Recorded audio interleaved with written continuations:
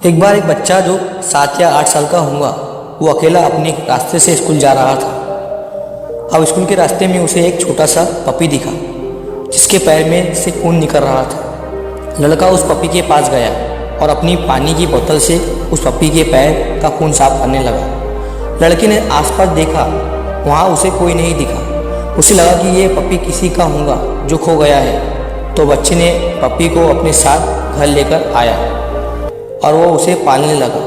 वो लड़का बहुत ही गरीब था और वो अपनी माँ के साथ रहता था क्योंकि उसके पिता नहीं थे। स्कूल से आने के बाद वो एक चाय के होटल पर काम किया करता था, लेकिन उसकी माँ को हमेशा उसके पढ़ाई के खर्चे की चिंता सताती थी क्योंकि उसकी माँ उसे ज़िंदगी भर चाय की दुकान पर काम करता हुआ नहीं देख सकती थी। वो उसे पढ़ा लिखा कर एक बड़ा आदमी बनाना चाहती थी और यही हर माँ का एक सपना होता है। तो अब वो पपी बिल्कुल ठीक हो गया और उस बच्चे के साथ ही रहता और खेलता था। वो पपी रोज़ बच्चे को स्कूल के गेट तक छोड़ने जाया करता था। तो एक बार जब वो पपी उस लड़के को स्कूल के गेट तक छोड़ने गया तब उस बच्चे के स्कूल में एक बड़े साहब आए हुए थे। बच्चा स्कूल में चला गया, लेकिन वो पपी वही स्कूल के गेट पर खड़ा हुआ था और वो गेट पर खड़ा होकर स्कूल के अंदर देख रहा था। तभी जो बड़े साहब स्कूल में आए हुए थे, जैसे ही उनकी नज़र इस पपी पर पड़ी तो वो दौड़ते हुए उस पपी के पास गए और उसे गोद में उठा लिया। सारे लोग उन बड़े साहब को देख रहे थे। तभी वो बच्चा भी वहाँ पर आ गया। तो वो पपी उन बड़े साहब की गोद से कूदकर उस लड़के के पास चला गया। जब उन्होंने लड़के से इस पपी के बारे में पूछा तो उसने उन्हें सब कुछ बता दिया कि कैसे ये पपी उसे रास्ते में मिला था जख्मी हालत में।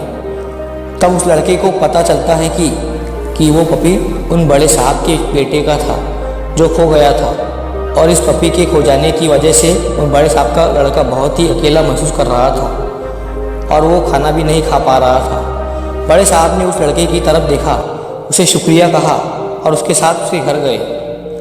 जब उन्होंने उसके घर की हालत देखी तो उन्होंने उस बच्चे की पढ़ाई का पूरा खर्चा उठाने का जिम्मा ले लिया। अब दोस्तों, ये कहानी एक छोटी सी मदद से शुरू हुई थी जिसने लड़के की पूरी ज़िंदगी को ही बदल दिया। आज के टाइम में हमें इस कहानी से सीख लेनी चाहिए क्योंकि नफ़रत भरे इस दौर में मदद करने वाले बहुत कम हो गए हैं।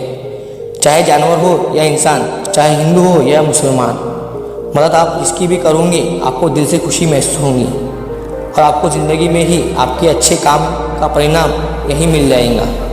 मैं आपको हाल ही में हुआ एक रियल इंसिडेंट बताता हूँ।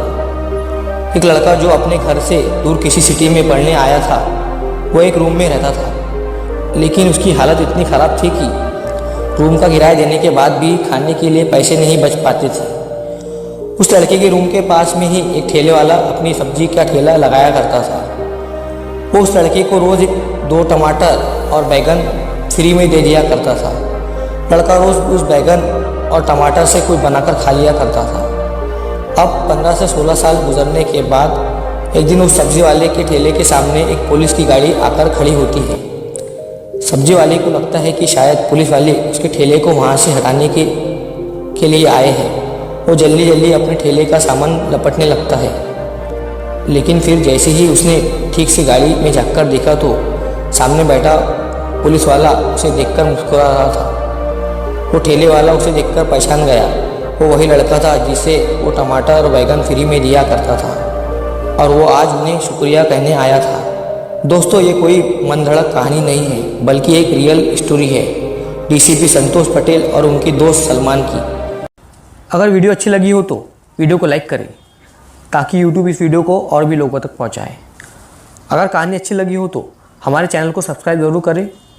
मिलता हूँ अगली बार इसी तरह एक नई कहानी के साथ। तो सब्र के साथ काम लो और ज़िंदगी में आगे बढ़ो।